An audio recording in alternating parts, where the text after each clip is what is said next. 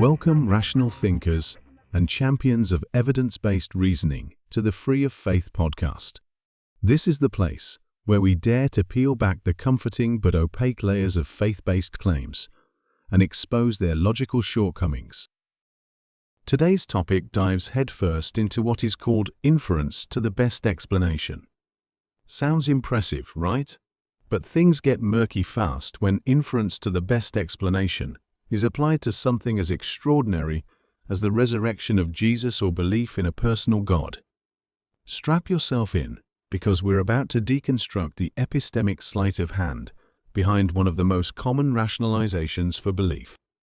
Let's start simple. Imagine a classroom candy mystery. A teacher named George notices that chocolate bars are disappearing from the highest shelf in the classroom.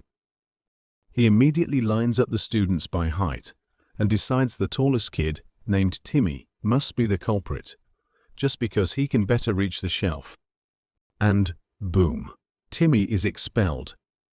Now, most of us would agree that George has illegitimately leapt to a conclusion. Why? Because his reasoning didn't involve actual evidence, but just surface-level plausibility. We shouldn't default to what seems like the best explanation based on limited data. Abductive reasoning, also called inference to the best explanation, is useful in constrained environments. Think of medicine, criminal investigations, or scientific hypotheses. When we lack full data, abduction helps us guess what's likely.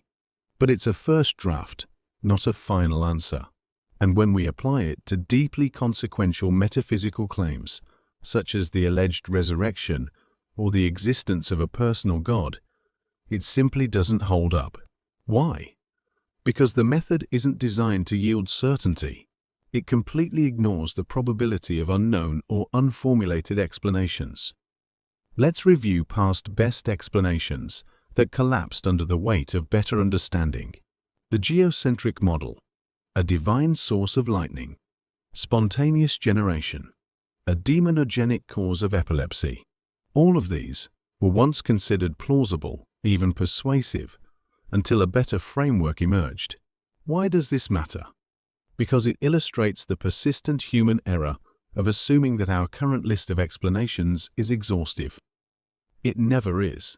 And yet, Christian apologists want to claim that the resurrection is the best explanation for the empty tomb, as though being the best among weak contenders justifies a leap to certainty. It doesn't. Suppose we assign a 5% probability to the miracle of a resurrection. Then we assign each of 10 naturalistic alternatives a modest 3% probability, totaling 30%. And we assign 65% to the number of explanations not yet conceived. This breakdown matters. In this probabilistic landscape, the resurrection isn't dominant. It's a distant third behind the group of proposed naturalistic explanations and the unconceived explanations. Yet some treat it as if it commands 100% certainty. This illegitimate epistemic leap is not just sloppy thinking. It's a kind of epistemic malpractice.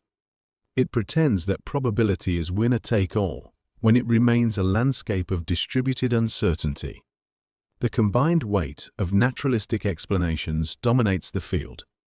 And when you include the 65% probability of unknown explanations, something history teaches us to expect, then the resurrection sits on a shaky foundation indeed. If one explanation is 5% but 95% lies elsewhere, what rational person would treat that 5% as truth? Rational belief must map to the degree of the evidence. Even if we conclude that a resurrection is the best explanation of an alleged empty tomb, that doesn't increase its probability. It just makes it the best known option among many poor ones. Inductively, the resurrection remains a low probability claim. Inference to the best explanation doesn't magically upgrade it. But that's exactly the illusion that Christian apologists sell. And let's not ignore what's often left out entirely. Unknown explanations.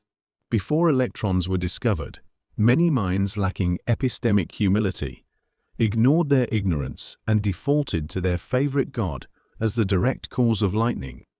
Admitting we do not know when we do not know is the actual virtue, not claiming we know something we don't. Why do some theologians resist the unknown so stubbornly? Because it destabilizes confidence. It forces humility. And that's quite uncomfortable for belief systems that sell certainty. Some argue that unknowns don't matter unless they're specified. That's false. Rational inquiry assigns probability even to the unformulated. Good scientists always account for unknown error margins in their models. Ignoring unknowns is the blunder of thinking that what we know now is all we'll ever need to know.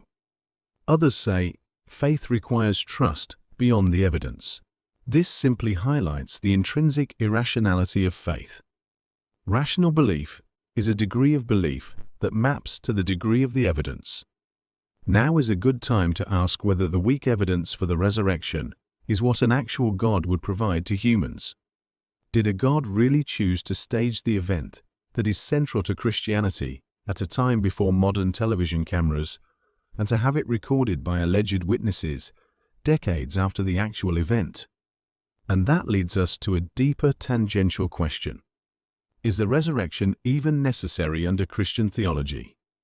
If Jesus had to pay the eternal penalty for sin, doesn't rising again negate that payment? What's being paid if he comes back 3 days later? If you spend the weekend in jail and come out Monday morning, does that satisfy a life sentence? The theology is as murky as the evidence. In conclusion, even if the resurrection were truly the best among known explanations, inference to the best explanation still demands epistemic fidelity. At best, for this scenario, you'd believe with 5% confidence if you wish to remain rational. However, Christianity erroneously suggests that holding 100% confidence based on that 5% evidence is just fine. So, what's the rational takeaway?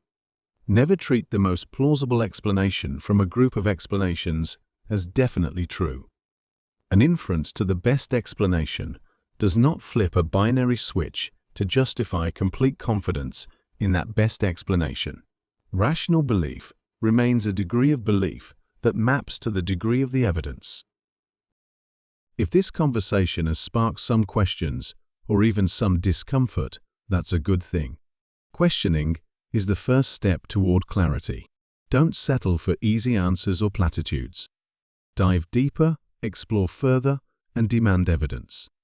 Head over to Free of Faith to read the full article and join the discussion. Let's keep this conversation going, because the pursuit of truth doesn't stop at questioning. It's about finding answers that actually make sense. Thank you for tuning in to the Free of Faith podcast, where we expose the logical failings of faith and celebrate the clarity that comes with reason. Until next time, stay skeptical, stay curious, and remember, rationality always outperforms faith. Engage reality, and I'll see you soon.